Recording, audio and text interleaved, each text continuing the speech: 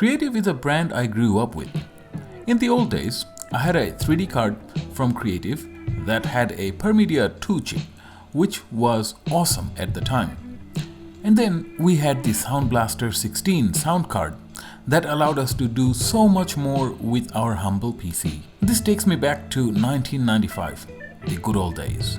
Later, when my company Salesburg was selling computer parts, we sold lots and lots of Creative products, including sound cards and speakers to numerous satisfied customers.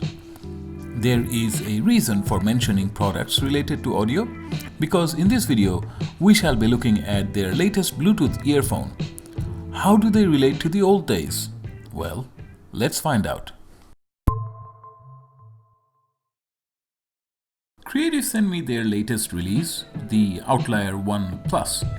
This is similar to the Outlier One that we reviewed earlier, except this one is the Plus version. So, has to be better in some ways, right? So let's start with the unboxing. Inside the box, we have the earphones and a bunch of different ear tips and padding without the hook if someone likes it that way. There is also a micro USB cable for charging and data transfer and bunch of paperworks. Physical features? These are in-canal earphones. To keep it in place, Creative uses these rubber hooks. For me, this worked nicely. I don't work out severely, but shaking my head like a rock star does not loosen the earphone from its place. So, the fact that it stays in place while long daily commute is appreciated. Daily commute. Ah, man. Also, by virtue of being an in-canal earphone, the external noises are isolated to a reasonable degree. With regards to comfort, I have no problems either. I have worn the Outlier One Plus at work for hours at a time. There is no pressure point, so no discomfort even after extended use. The Inline Remote has 4 buttons. Each of these buttons have their signs embossed so that it can be felt. Meaning, when we are wearing the earphones, we cannot see the buttons, but we can feel them just fine. And this works a treat. The remote is able to do the usual call control, volume control, play, pause, skip or previous track, and toggle between Mp3 and Bluetooth modes. The remote has some weight to it, which causes it to bounce while running. Creative has included a clip that takes care of this bounce. On one side, we have the charging port that is sealed with a rubber cover, making it moisture resistant. The water resistance rating is IPX4. The cables are ribbon styled, flat cables with matte finish. To start the earphone, we hold the play pause button for a few seconds and it starts. If we continue to hold the button after this, it enters the pairing mode and the LED indicator starts flashing red and blue. And then we can pair. Once paired, it plays just like most other Bluetooth earphones, and it is Bluetooth 4.2 compatible. Remember that 4th button on the remote? If we press that, the earphone switches to Mp3 mode, which is an interesting feature. If we are going out jogging, we may not want to carry the phone with us. So, the inbuilt Mp3 player will keep you entertained without needing to connect to anything. There is 4 gigs of memory to load up all your favorite songs, but this capacity is not expandable. Nor does Creative offer bigger memory models. Regardless, a useful addition for many. An interesting thing I found is that apart from MP3 files, we can copy any kind of file into the memory. So essentially, it can be used as a USB flash drive. I put a video file in there and attempted to play it from the mobile. No such luck.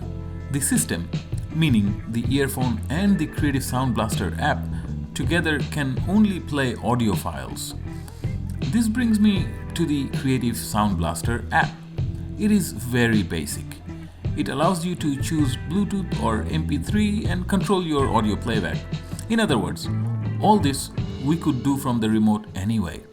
The only advantage we have is that it allows you to see the list of MP3s, and hence you can play a specific song from that list. Apart from this, there is no advantage of having the app. In the later versions, if Creative can add a function to upload files from mobile or play video file, that would be awesome. With regards to the battery, I have on average clocked about 6 hours at least per charge. When the battery is low, it makes this alert that sounds kind of like the Roadrunner. I found this a little bit annoying at times because it makes this sound like every minute or so. Finally, let's talk about that all-important sound. Let's begin with treble. Most times I would say it feels okay, but there are times certainly I wished we could lower the treble a bit.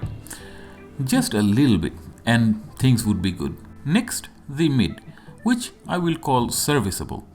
Now, while this is not the best mid there is in an earphone, it's certainly good enough to get the job done. I personally have an acquired taste for mids, and it will take a lot to impress me on that aspect. Bass is better than the Outlier One we reviewed earlier. It almost reaches the Powerbeats 3 level in terms of quantity. Almost. Having said all this, the sound profile overall is good enough for daily workouts and, in my case, to go to work and back, drowning out the outside noise. I watch a lot of YouTube videos on the go and also listen to books, etc. And of course, depending on my mood, I have Spotify to supply me with my music fix. While this is not precision audio, it all works to a satisfactory level. For majority of people, this will be fine. In conclusion, I'll say the following. In the start of the video, I took a trip down the memory lane. Creative, at least in terms of technology company, has been around for ages. They were pioneers in some ways. For example, Creative had a patent relating to their Zen Mp3 player that Apple infringed upon and got sued for in 2006. And Apple paid $100 million to Creative due to this. Of course, there is more to that story, but the point I'm making is people may or may not know who or what Creative is, what kind of track record they have. While past is past, I wonder, had they maintained their lead, what they might have become, what manner of products they would have invented. Anyhow, I digress. As far as this earphone goes, the Outlier One Plus, certainly it ticks a lot of boxes. The ingredients are there for a successful product. This will easily make a lot of people happy. And if past record is anything to go by, this product should last nicely. Yes, the sound could have been better and the app has room for some improvement, but for $50, this is a reasonable deal. Thank you for watching this video. Hope you've liked it. I welcome your comments. Please do subscribe to keep informed about our latest videos and upcoming giveaways. Hope to see you in the next video. Bye for now.